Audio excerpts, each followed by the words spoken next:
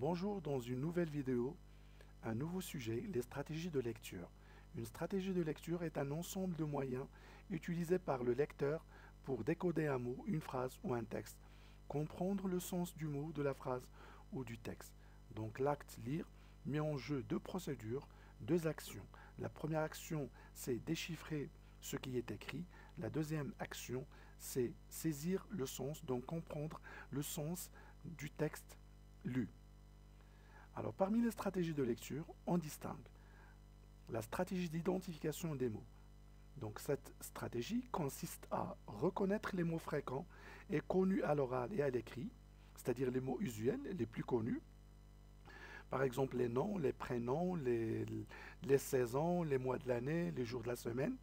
Identifier et comprendre en contexte les mots inconnus.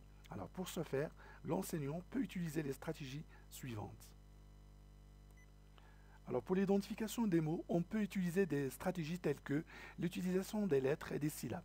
Première technique consiste à faire correspondre le graphème au phonème, c'est-à-dire la lettre au son. Donc la maîtrise de cette technique permet l'identification et le déchiffrage des mots. Alors l'enseignant peut travailler avec des affiches aide-mémoire sur lesquelles on écrit les syllabes. Donc ces affiches aide-mémoire, ils permettent bien sûr l'identification et la compréhension des mots. Ils permettent également de connaître ou de reconnaître la structure d'un texte, de faire des inférences et également pour activer la connaissance antérieure de l'élève. Deuxième technique, c'est la technique de combinatoire. C'est-à-dire, on associe une voyelle à trois consonnes. Par exemple ici, la voyelle A. On associe la voyelle A aux consonnes P, B, M. Donc on obtient PA, BA, MA. Ou soit on associe une consonne à trois voyelles, par exemple la consonne M, aux voyelles A, U, I, on obtient MA, MU, MI. Alors une troisième manière de procéder, donc faire reconstituer des mots avec des lettres ou syllabes. Donc là on propose bien sûr aux élèves des lettres ou bien des syllabes en désordre, puis on leur demande de reconstituer ou de former le mot en question.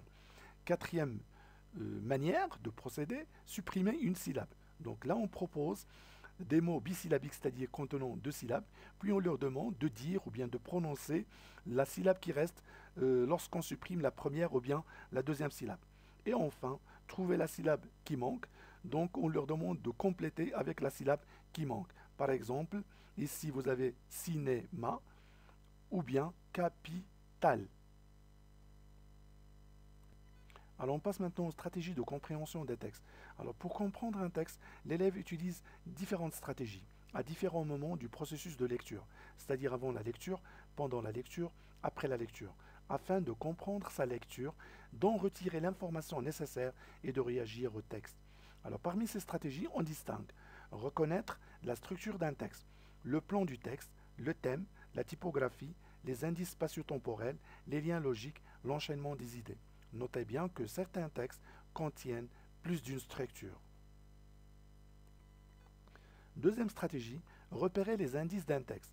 L'élève doit formuler à partir de ses connaissances antérieures du sujet et du type de texte une série d'hypothèses sur le contenu du texte. Pour ce faire, l'apprenant repère le titre, les sous-titres, les mots en caractères gras, les personnages, les lieux, le début des paragraphes, les alinéas, les points de repère dans le texte pour avoir une idée sur la structure du texte. Troisième stratégie, utilisation des sources externes.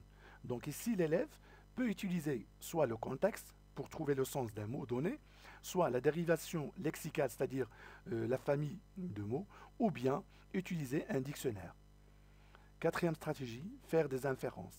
Faire une inférence, c'est déduire ce qui n'est pas écrit clairement dans le texte, là on parle bien sûr de l'implicite, en combinant des indices, des informations écrites et ses propres connaissances sur le sujet. Merci beaucoup.